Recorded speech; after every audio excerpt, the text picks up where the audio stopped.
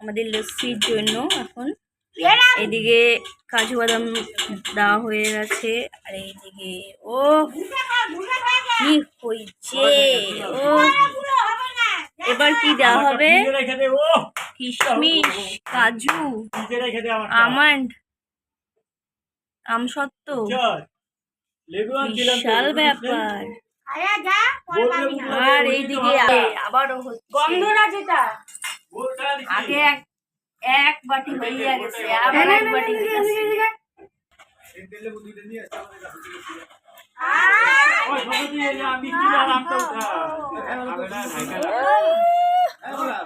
দিলি তো ভালো।